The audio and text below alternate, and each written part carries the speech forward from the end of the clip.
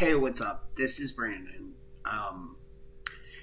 I'm doing research on franchises, and I'm trying to show y'all what I need to be able to really judge a franchise opportunity well from a financial standpoint.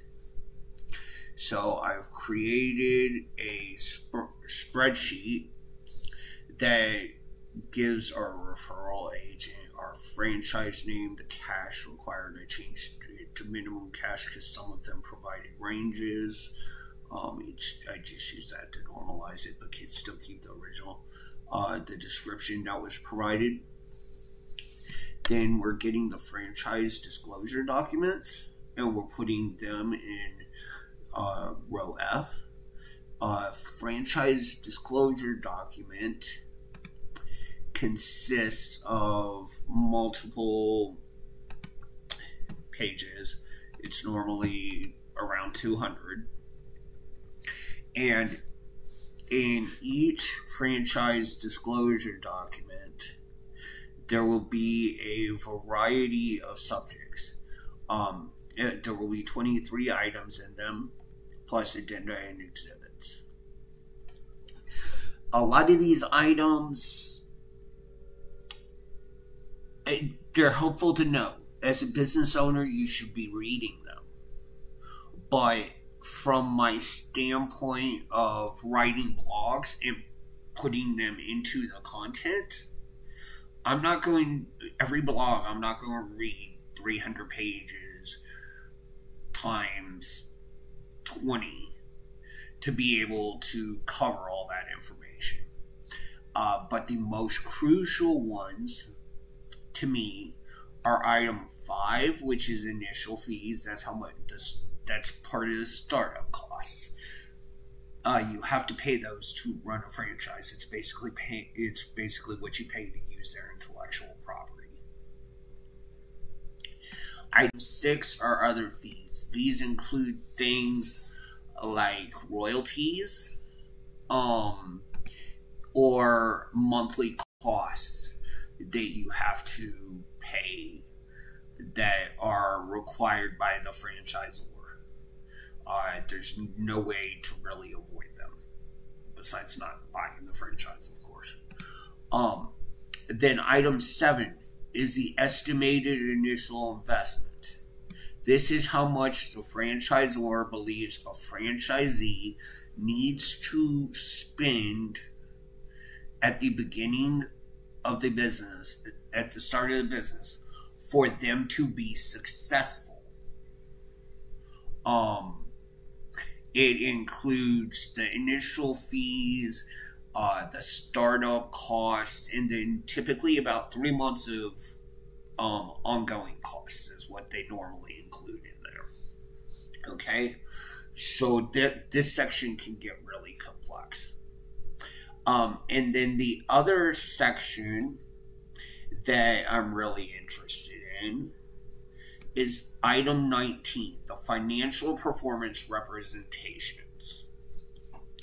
When a franchisor provides this, this is something that's really crucial, because this is the first thing I'm going to look for when I'm reviewing any suggestions for a business or for a franchise to recommend.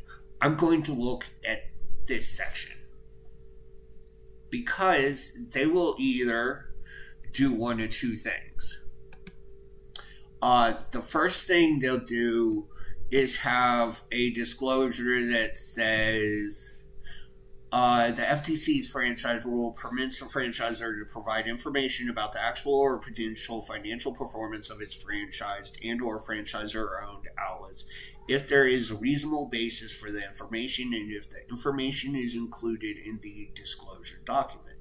Financial performance information that differs from that included in Item 19 may be given only if 1. A franchisor provides the actual records of an existing outlet you are considering buying, or 2. Franchisor supplements the information provided in this item 19, for example, by providing additional information about possible performance at particular locations or under particular circumstances. We do not make any representation about a franchisee's future financial performance or the past financial performance of company-owned or franchised outlets. We also do not authorize our employees or representatives to make any representatives either orally or in writing, blah, blah, blah, blah, blah. You can contact these people. Remainder page intentionally left blank. That is considered a red flag to me. Whether it's because the company is so new that they cannot provide information because they don't want other people to know the information unless they are well into the purchase of a location, or whether they are straight up doing something shady. Personally, I'm not willing to recommend something that won't share their financial documents. You wouldn't buy a house without inspecting it. You don't want to do that with a business. So anytime I see this section with this look, I'm going to automatically decide, nope, it's no good. That's just my way of looking at it. Now, on the other hand,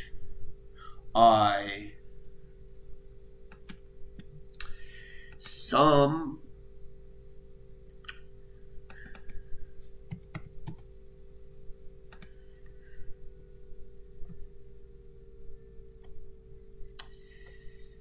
do a little better. Oh, that's too far.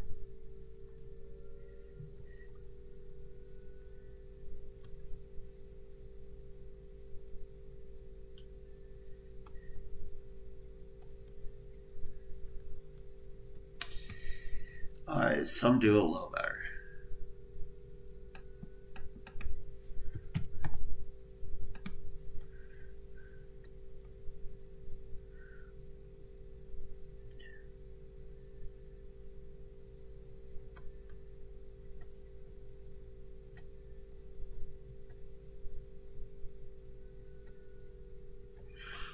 So this one,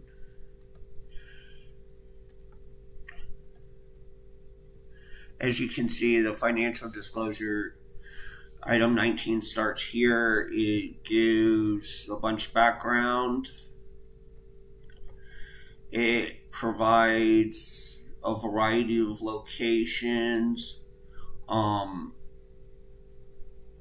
It provides the gross revenue, the product cost, the average invoice, average profits per invoice, number of invoices.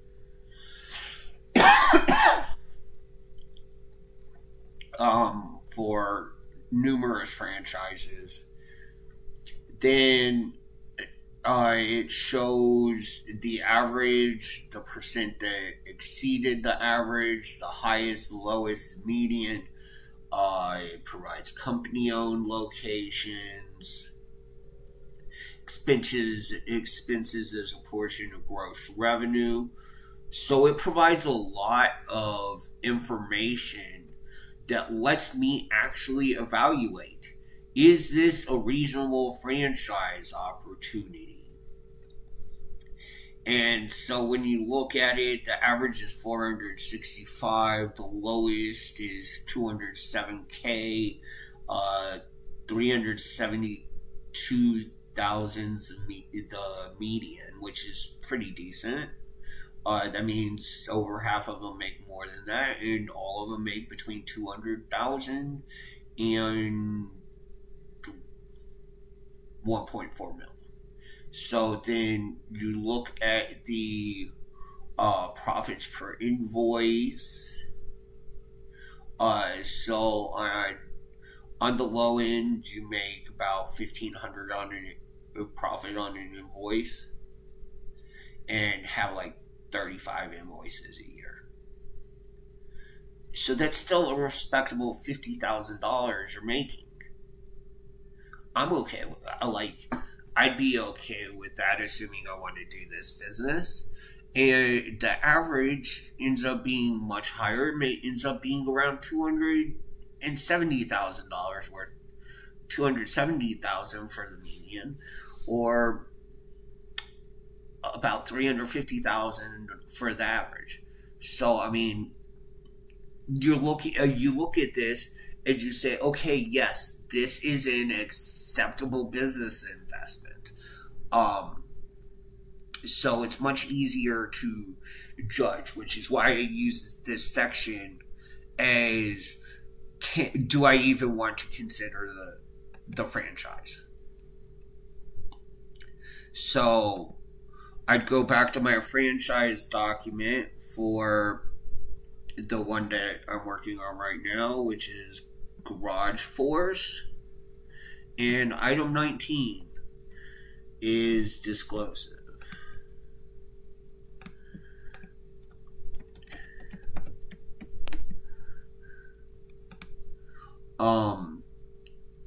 I'd go to item 5 and put in the 5 tiers, which we'll go up here. So 49.5, 84.5. Oops.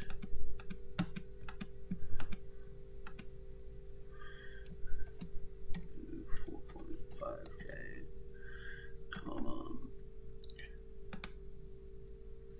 114.5.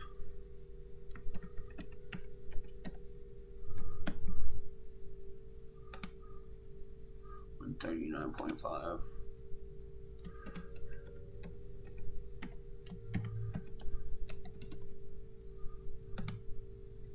$164.5.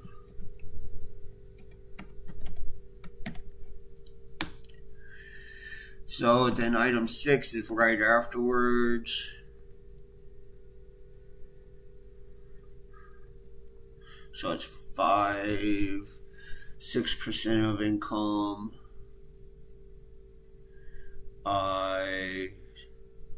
Plus $1,000 a month.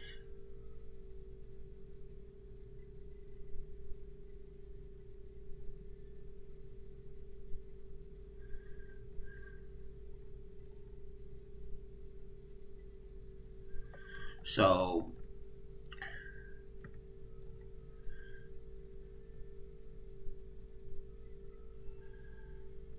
so basically what you're looking at is 6% plus $1,000 monthly.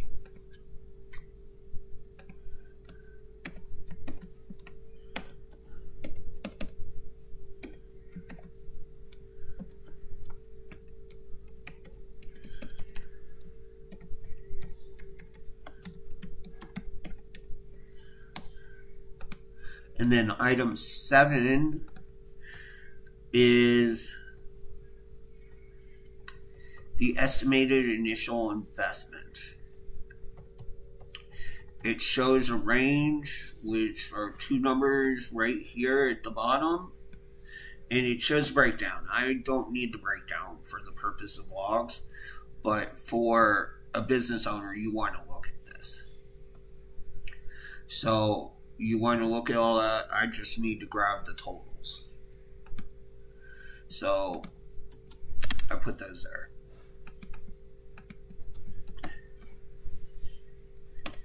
And I'm done with that one. So this one, I'm going to mark green.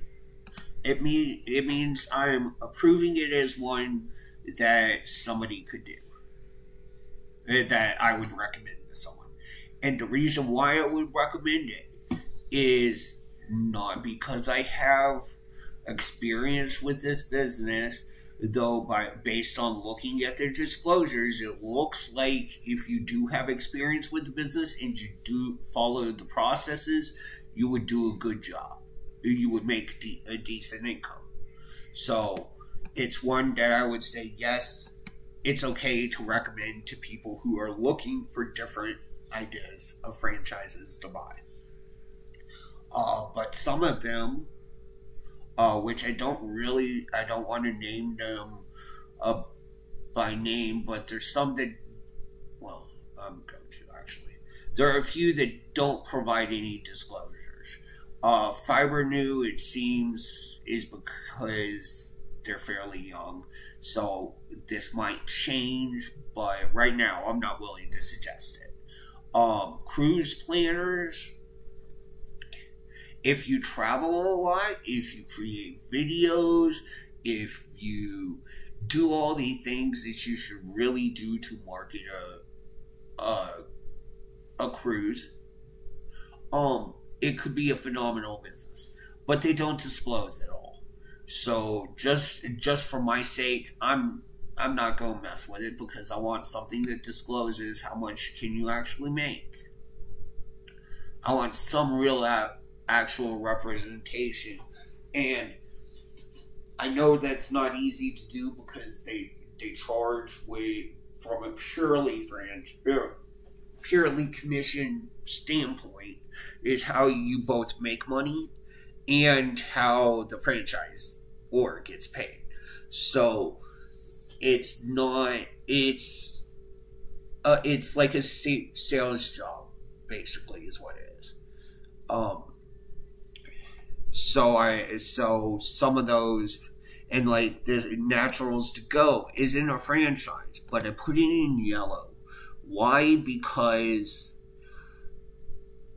their website does have enough information that I can provide similar amounts of information as what the franchise disclosure document gives me. But, I mean, it's not necessarily the same thing. So when it's ones like this where you don't find a franchise disclosure document, or you don't, I would put it in yellow, and that will be a good indication that I need to dig into it much more carefully. So yeah, that's how I'm doing this. Thank you. Have a wonderful day.